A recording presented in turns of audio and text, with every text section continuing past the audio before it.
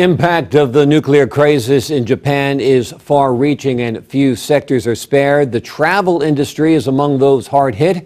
Ebru's Ingrid Kelly tells us tourism in and around the Asian nation is feeling the pinch. It's that time of year when families are planning their spring and summer vacation. But after a recent earthquake and tsunami in Japan, should people be concerned about where they travel? Well, I certainly won't be going to Japan anytime soon, but I plan to go to Korea this summer. Patrick McDermott is a radiation safety officer at Rutgers University. He and his staff have been monitoring the aftermath of the Japan quake and tsunami. McDermott says there is no need to make drastic changes in where you choose to vacation. So the tremendous distance still between the Daiichi plant and Hawaii or California or pretty much anywhere in Europe or even Asia precludes this from becoming an issue.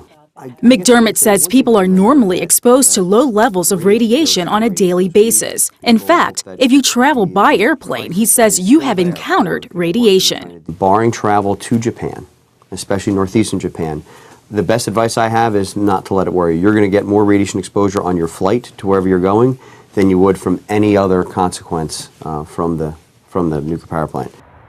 Mindy Gilbert knows a thing or two about traveling. Her company, My Vacation Lady, plans all types of trips, from honeymoons to family vacations. So far, Gilbert says the impact of the Japan quake and tsunami has been low on her business. One of the first ones was a honeymooner who just booked to Hawaii, because obviously there was a tsunami that hit in Hawaii, and it did cause some minor damage. I don't want to say it didn't.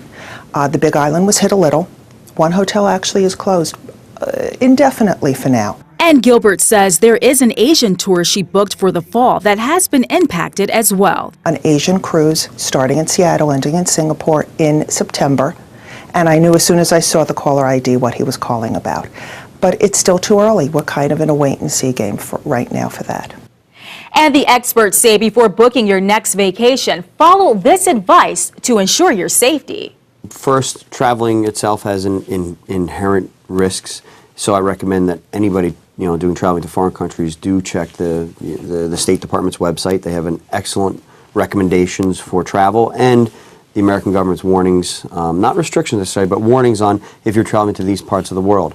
There is a current warning for travel to Japan that they recommend unnecessary travel be prevented, and they especially warn against traveling in the northern sections of Japan. But for travel in this country, to the West Coast, to Hawaii, let's use Hawaii as a better example. That's a lot closer. Let's go right to the heart of the matter.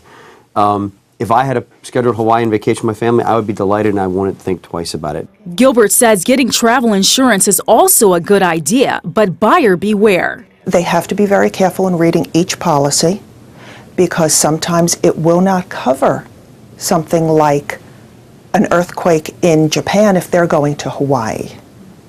So you definitely have to know. Most of my honeymooners that go to Hawaii or the South Pacific will get something called cancel for any reason insurance, just in case they're not comfortable, they have the ability to cancel.